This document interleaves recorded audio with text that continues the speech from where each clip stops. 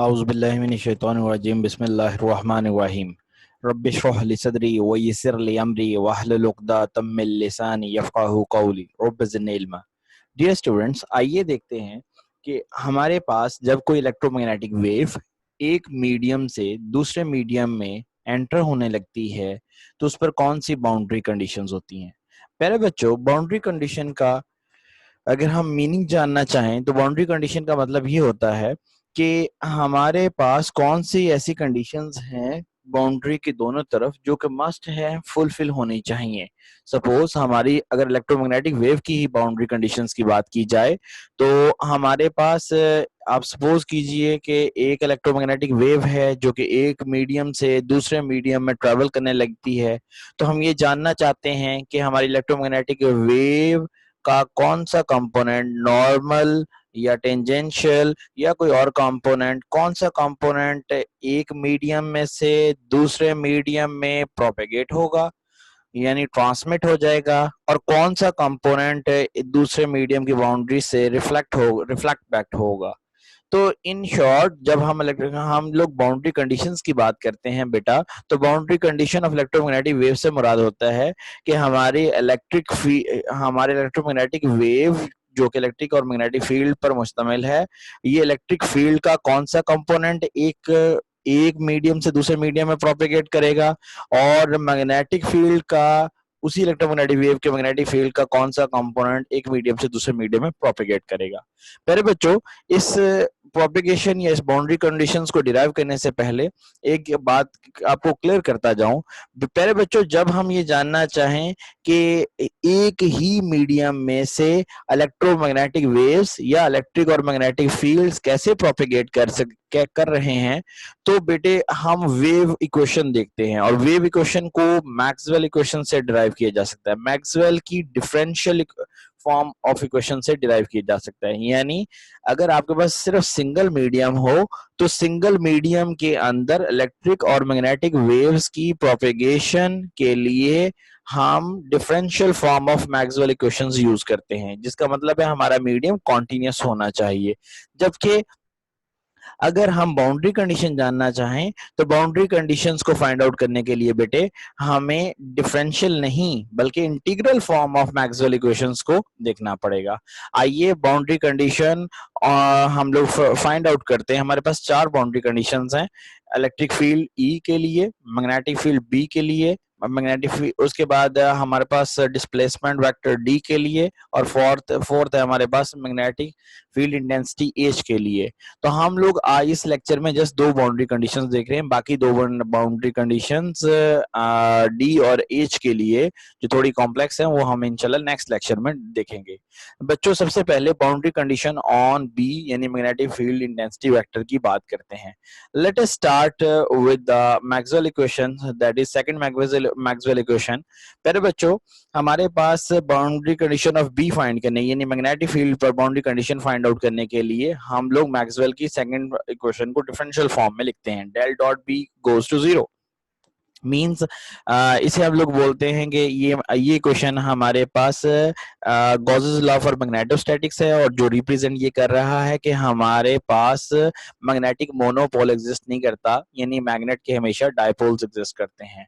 पहले बेटे हम लोग इस बाउंड्री कंडीशन के लिए सबसे पहले एक डायग्राम को देखते हैं। सपोज ये देखिए, यहाँ पर जो ब्राउन या ऑरेंज कलर की जो लाइन है, स्ट्रेट लाइन, ये इंटरफेस को रिप्रेजेंट कर रही है। इस बाउंड्री के एक तरफ मीडियम नंबर 1 और दूसरी तरफ मीडियम नंबर 2 है। बेटे इस इंटरफेस पर पिल बॉक्स शेप की हम एक सरफेस लेते हैं। पिल बॉक्स शेप की सरफेस आपके सामने नजर आ रही है। अब पिल बॉक्स की यानी ये यूं समझ लीजिए जैसे एक कंप्रेस्ड सिलेंडर हो, उस शेप की सरफेस आपके पास मौजूद है, या वो ऑब्जेक्ट आपके पास मौजूद है। तो ये जो आपने पिल बॉक्स कंसीडर किया, इसकी मजीद 3 सरफेसेस ली जा सकती हैं। एक अपर या टॉप सरफेस, एक बॉटम या लोअर सरफेस जो कि S2 है, टॉप सरफेस को S1 से डेजिग्नेट किया है, और एक हमारे पास इन दोनों के या मीडियम के परपेंडिकुलर सरफेस जो कि S3 है। आप देख सकते हैं जो S1 और S2 सर्फेसिस हैं वो दोनों का एरिया मैग्नीट्यूड में इक्वल है और उन दोनों की डायरेक्शन नॉर्मल डायरेक्शंस एक दूसरे के ऑपोजिट हैं। यानी अगर आप एरिया वेक्टर की बात करें तो S1 का एरिया वेक्टर जो कि नॉर्मल वेक्टर N1 से रिप्रेजेंट किया जा रहा है वो अपवर्ड है, जबकि जो हमारे पास सरफेस S2 है उसका एरिया वेक्टर जो कि नॉर्मल वेक्टर N2 को रिप्रेजेंट कर रहा है डायरेक्शन को, वो डाउनवर्ड है। तो N1 और N2 मैग्नीट्यूड में इक्वल होंगे बट डायरेक्शन में ऑपोजिट हुआ करेंगे।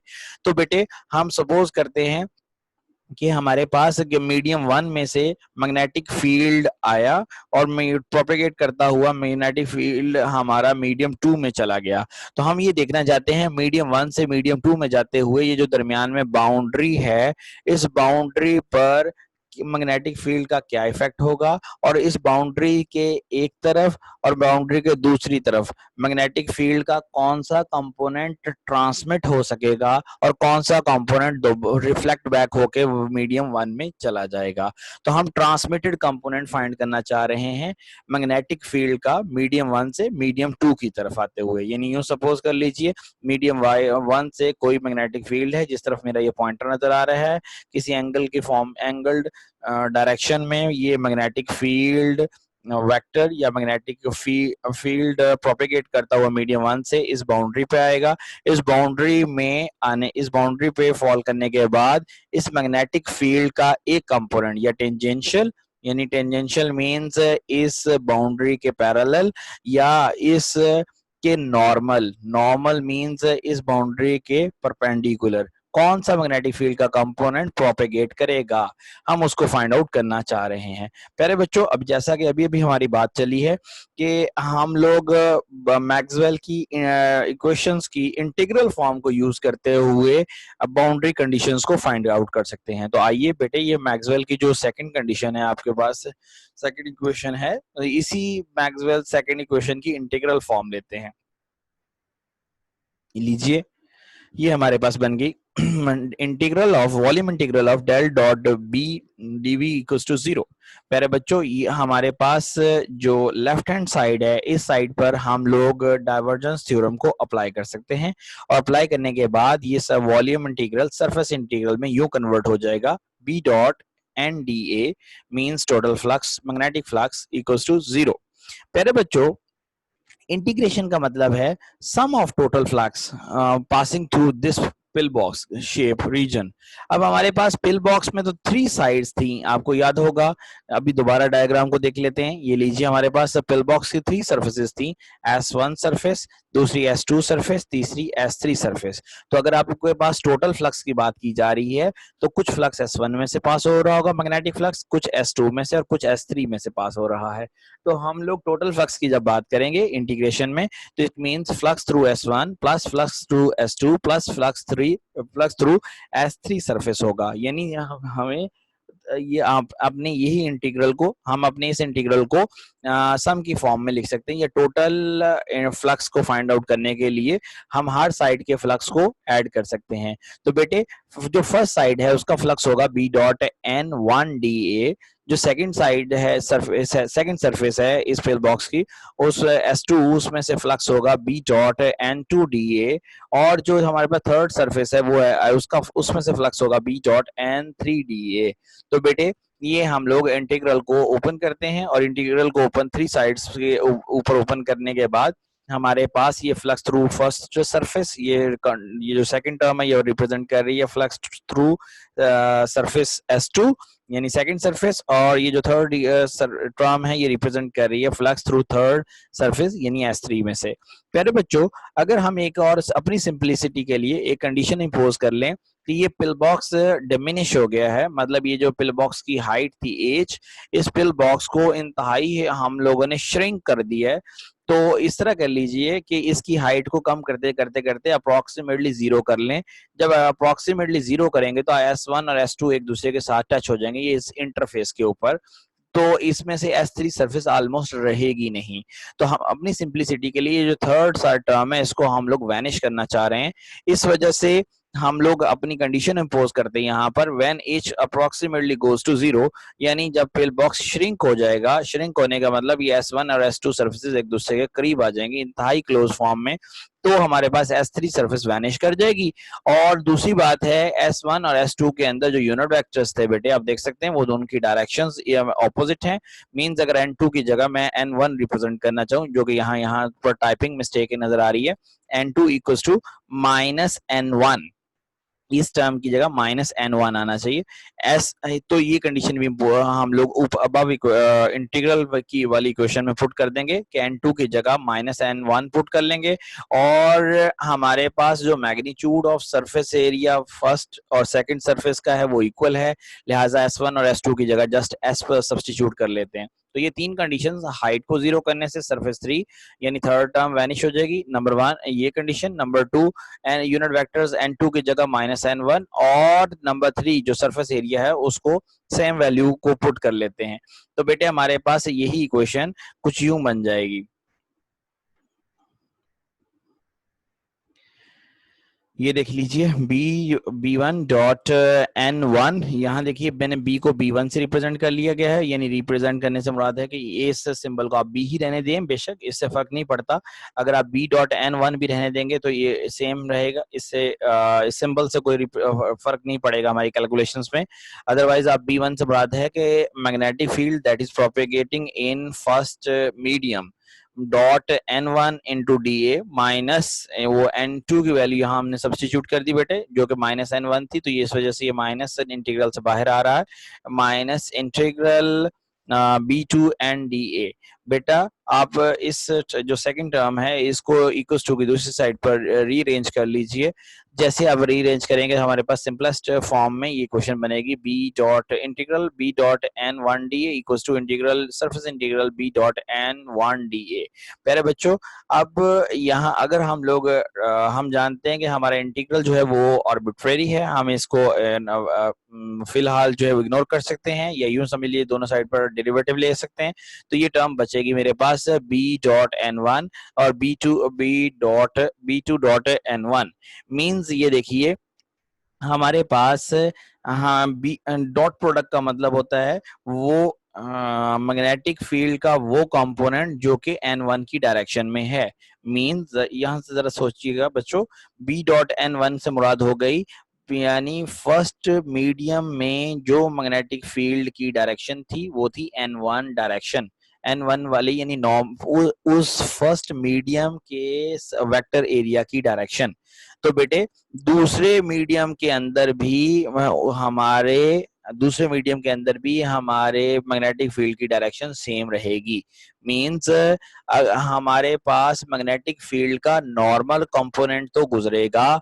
नॉर्मल कंपोनेंट को गुजरने का मतलब ये है, मैं रिपीट देखता हूँ, फिगर को दिखाता हूँ कि अगर मेरे पास इस एंगल पर कोई क्वेश्चन सपोज इस एंगल पर एक मैग्नेटिक फील्ड प्रोपेगेट करता हुआ आ रहा है, जिस तरफ मेरा ये पॉइंटर पॉइंट आउट कर रहा है, तो जब ये इंटरफेस पे पहुंचेगा, इस इंटरफेस पे पहुंचने के बाद सिर्फ इस मैग्नेटिक फील्ड का नॉर्मल कंपोनेंट जो कि इस डायरेक्शन में है towards perpendicular to the interface, सिर्फ ये प्रोपेगेट करेगा। यानी हम ये कह रहे हैं कि मीडियम 1 से मीडियम 2 में कंप्लीट मैग्नेटिक फील्ड प्रोपेगेट नहीं करेगा, बल्कि मीडियम 1 से मीडियम 2 के अंदर सिर्फ मैग्नेटिक फील्ड का परपेंडिकुलर कंपोनेंट प्रोपेगेट करेगा, जबकि टेंजेंशियल कंपोनेंट यानी मैग्नेटिक फील्ड का वो कंपोनेंट जो कि हमारे इंटरफेस के पैरेलल है वो पास नहीं कर सकेगा इंटरफेस में से। तो हमारे पास boundary condition on magnetic field हो गई कि thus the normal component of B is continuous across an interface। तो डियर स्टूडेंट्स, हमने ये देखा कि मैक्सवेल की इंटीग्रल फॉर्म ऑफ इक्वेशंस को या मैक्सवेल इक्वेशंस की इंटीग्रल फॉर्म को यूज करते हुए आपने ये क्लियर कर लिया कि मैग्नेटिक फील्ड एक मीडियम से दूसरे मीडियम में कंप्लीटली प्रोपेगेट नहीं करता, बल्कि मैग्नेटिक फील्ड का जस्ट नॉर्मल कंपोनेंट एक मीडियम से दूसरे मीडियम या दो मीडिया के दरमियान प्रोपेगेट कर सकता है। आइए इसी तरह हम लोग अब बाउंड्री कंडीशंस फाइंड आउट करते हैं ई वेक्टर यानी इलेक्ट्रिक फील्ड के लिए। तो लीजिए हम लोग इलेक्ट्रिक फील्ड के लिए भी कुछ ऐसी ही डायग्राम बनाने की कोशिश करते हैं। लिसन बेटे, हमारे पास सपोज वही ये यहाँ ब्लू लाइन जो है वो इंटरफेस को रिप्रेजेंट कर रही है बिटवीन टू मीडिया। तो सपोज लोअर यहाँ नीचे हमारे पास मीडियम 1 है, और इस ब्लू लाइन से ऊपर हमारे पास सेकंड मीडियम है। बेटा हम लोग इस इंटरफेस पर अब रिटेंगुलर शेप सरफेस ले लेते हैं, या रिटेंगुलर ऑब्जेक्ट ले लेते हैं, कंसीडर करते हैं। तो इस क्लोज सरफेस में ये जो रिटेंगुलर शेप है, ये इसकी हमारे पास 4 साइड्स हैं। सपोज इसकी जो पहली साइड है ये हमारे पास इसको H1 कह लेते हैं, इसकी लेंथ को। ये जो हमारी दूसरी टर्म है इस साइड है, इसको हम लोग L0 कह लेते हैं। तीसरी वाले को हम लोग H2, और फोर्थ वाले साइड को हम लोग L1 कह देते हैं। और ये भी सपोज करते हैं कि हमारा इलेक्ट्रिक फील्ड आया, जो कि जिस तरह हमने कहा था मैग्नेटिक फील्ड एक एंगल से एक मीडियम से दूसरे मीडियम में प्रोपेगेट होने लगा, इसी तरह इलेक्ट्रिक फील्ड भी हमारा जो कि E1 था फर्स्ट मीडियम में, वो प्रोपेगेट करना चाह रहा है। वो इस इंटरफेस में से गुजर के दूसरे मीडियम में जाना चाह रहा है, और दूसरे मीडियम में उसकी वैल्यू क्या हो जाएगी, E2 हो जाएगी। आइए हम अपने इलेक्ट्रिक फील्ड के 2 कंपोनेंट्स कर लेते हैं। ये कंपोनेंट, ये जो हमारे पास ब्राउन कलर की लाइन नजर आ रही है, ये कंपोनेंट हमारी इंटरफेस के पैरेलल है, तो ये हमारा टेंजेंशियल कंपोनेंट हो गया। और ये दूसरा कंपोनेंट, ये जो ब्लू डॉटेड लाइन नजर आ रही है इलेक्ट्रिक फील्ड के, ये हमारे पास हमारी इंटरफेस के परपेंडिकुलर है, तो ये हमारा नॉर्मल कंपोनेंट हो गया। तो आइए अब ये देखते हैं कि इलेक्ट्रिक फील्ड का टेंजेंशियल कंपोनेंट पास हो पाएगा इंटरफेस में से या नॉर्मल कंपोनेंट। तो बेटे अब बाउंड्री कंडीशन हम ई की फाइंड करते हैं। तो बाउंड्री कंडीशन फॉर ई के लिए हम मैक्सवेल की थर्ड इक्वेशन को देखते हैं, that is Faraday's law of electromagnetic induction, del dot E equals to minus partial B over partial T. बेटे इस इक्वेशन की हमें इंटीग्रल फॉर्म चाहिए boundary condition of E find करने के लिए। तो हम इसको इंटीग्रेट करते हैं, इसकी इंटीग्रल फॉर्म लेते हैं। तो del cross E dot N D A, यानी सरफेस इंटीग्रल लेते हैं दोनों साइड्स पर, into equals to partial B over partial T into N D A. प्यारे बच्चों, ये जो हमारे पास लेफ्ट साइड आ रही है, इस लेफ्ट साइड पर हम लोग स्टोक्स थ्योरम अप्लाई कर सकते हैं, जो कि हमें ये बताता है कि हमारा सरफेस इंटीग्रल हमारी लाइन इंटीग्रल में चेंज हो जाएगा। तो हम इसी डेल क्रॉस ई की जगह E dot D L equals to दूसरी साइड हमारे पास वही रह जाएगी सरफेस इंटीग्रल की फॉर्म में। अब हमारे पास सिंप्लिसिटी के लिए, जैसे हमने पहले कंडीशन इंपोज की थी, हमने पहले पिछली बाउंड्री कंडीशन ऑफ बी के लिए भी कहा था पिल बॉक्स की हाइट इंतहाई स्मॉल है, जिससे हमारे पास थर्ड साइड वैनिश कर गई थी। इसी तरह हम इस तरह ये कंडीशन इंपोज करते हैं कि हमारे पास ये जो H1 और H2 हैं, यानी ये जो हाइट है हमारे रेक्टेंगुलर बॉक्स की, इसकी हाइट इंतहाई कम है। हम अप्रोक्सीमेटली हम इसको 0 कह रहे हैं। तो अगर हम इसको 0 कर लें इसकी हाइट को, तो बेटे आप देखेंगे ये जो हमारे पास एरिया होगा, अगर हमारे पास ये इंतहाई स्मॉल साइड आ जाए, यानी हाइट बहुत कम हो जाए, तो इस रेक्टेंगुलर बॉक्स का एरिया ऑलमोस्ट 0 हो जाएगा। तो हम लोगों ने अपनी सिंपलिसिटी के लिए इस एरिया को वैनिश करने के लिए हमने कहा H1 and H2 approximately goes to 0। तो हमने इस रेक्टेंगुलर बॉक्स की हाइट इंतहाई कम कर दी, जिसकी वजह से हमारा ये जो राइट हैंड साइड है वो वैनिश हो गई। तो हमारे पास इक्वेशन सिंपलेस्ट फॉर्म के अंदर ये बन गई कि हमने ये बताया कि हमारे पास जो ही हाइट को 0 करेंगे, तो हमारे पास ये जो राइट साइड है ऑफ द अबव इक्वेशन वो 0 हो जाएगी। और आप ये भी जानते हैं कि इंटीग्रल डॉट डीएल का मतलब है, इंटीग्रेशन का मतलब होता है टोटल लेंथ। तो हम लोग सपोज कर रहे हैं कि हमारे पास, ये देखिए दोबारा डायग्राम में, यस, हमारे पास अगर टोटल लेंथ की बात की जाए तो लोअर साइड की टोटल लेंथ है L0 और अपर साइड की टोटल लेंथ क्या है, L1। ये लेंथ हमारे पास वेक्टर फॉर्म में ऑपोजिट डायरेक्शन में ली जा सकती हैं। अगर आप यानी आप एक क्लोज पाथ लें, तो हम इस क्लोज पाथ के एरोज को लगा सकते हैं। सपोज H1 का एरो डाउनवर्ड होगा, L0 का जो एरो है वो लेफ्ट टू राइट होगा, H2 का एरो अपवर्ड, और ये हमारे पास L1 जो लेंथ है वो उसका राइट टू लेफ्ट होगा। इस तरह ये क्लोज पाथ बन सकता है। तो इस क्लोज, ये जो भी डायरेक्शन मैंने बताई, इसमें आप देख सकेंगे L0 और L1 ये जो दोनों साइड्स हैं इनकी डायरेक्शंस ऑपोजिट हैं। लेकिन बेटा आपके सामने ये बात क्लियर हो रही है कि अब क्योंकि इस रेक्टेंगुलर बॉक्स का एरिया नेग्लिजिबल यानी गोज टू 0 हो गया, तो हमारे पास इस रेक्टेंगुलर बॉक्स के सिर्फ और सिर्फ लेंथ कंपोनेंट रह गए। और बेटे जब हमारे पास ये ई डॉट डी एल की बात की जाए तो डॉट प्रोडक्ट का मतलब होता है दो वेक्टर्स का सेम डायरेक्शन वाला कंपोनेंट। मींस अगर मैं बात करूंगा ई वन का डॉट प्रोडक्ट लूंगा एल नॉट के साथ, तो इसका मतलब होगा ई वन का वो कंपोनेंट जो एल नॉट की डायरेक्शन में है। तो इट मींस ये होगा कि एल वन का जस्ट टेंजेंशियल कंपोनेंट, ये जो ब्राउन कंपोनेंट है, यही एल नॉट की डायरेक्शन में है। तो हमें इसी तरह एल ई टू का अगर कंपोनेंट लूं वो भी टेंजेंशियल कंपोनेंट होगा जो एल वन की डायरेक्शन में होगा। प्यारे बच्चों, तो मैंने ये किया, ये देखिए मेरे पास ई डॉट डी एल था, इसको मैंने ओपन कर लिया। इसको मैंने कैसे ओपन किया, क्योंकि अब मेरे पास इंटीग्रेशन में दो लेंथ्स मौजूद हैं, एक एल नॉट है और एक एल वन है, दोनों की डायरेक्शन ऑपोजिट है। तो पहली जो है E one dot L naught आएगी और E one dot L naught का आंसर हमारे पास L naught into E one T आ जाएगा। One T means tangential component of first electric field, या यूं कह ली tangential component of electric field in the first medium. और दूसरी साइड पर हमारे पास minus L one E two T आ जाएगा। तो ये हमारे पास जो लेफ्ट साइड थी अबव इक्वेशन की उसी को ओपन कर लिया, उसी की इंटीग्रेशन में हम लोगों ने डॉट प्रोडक्ट को हटाने के बाद ये आंसर लिया है। ठीक है, आप इसको बड़े सिंपली पुट कर सकते हैं। उसके एक और वे भी है, वो भी मैं बता देता हूँ आप लोगों को। आप इस तरह कीजिए, ई वन डॉट एल नॉट, आप देख सकते हैं ई वन की डायरेक्शन और एल नॉट की डायरेक्शन जो हमने अभी सपोज की थी वो सेम थी, लिहाजा अगर आप ओपन करें डॉट प्रोडक्ट को तो ये बनेगा E one L naught cos zero and cos zero goes to one. तो हमारे पास आएगा ई वन टी, यानी ई वन का टेंजेंशियल कंपोनेंट और एल नॉट मल्टीप्लाई हो जाएगा।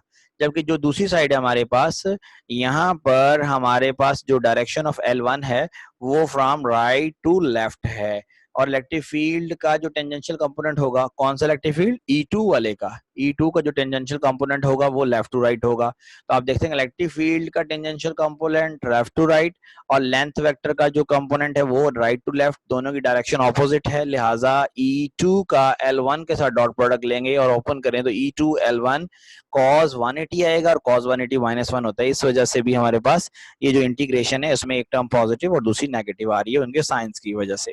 तो प्यारे बच्चों, ये जो हमारे पास सेकंड टर्म है ऑन द लेफ्ट साइड, इसको हम इक्वल टू के दूसरी तरफ ले जाते हैं अपनी सिंपलिसिटी के लिए, और ये आगे हम जानते हैं L1 और L2 का मैग्नीट्यूड इक्वल है, जस्ट डायरेक्शन ऑपोजिट है। और वेक्टर फॉर्म के बाद जब हम ये स्केलर फॉर्म में कन्वर्ट कर रहे हैं, यहाँ तक वेक्टर फॉर्म हमारे पास था, ये से ई डॉट डी एल तक, इसके बाद तो स्केलर फॉर्म आ गया। स्केलर फॉर्म में तो मैग्नीट्यूड्स होते हैं और मैग्नीट्यूड तो हमारी दोनों लेंथ के सेम है, तो हम लोगों ने एल नॉट और L1 की जगह जस्ट अबव इक्वेशन में L पुट कर दिया, तो ये बन गया E1T इक्वल्स टू E2T।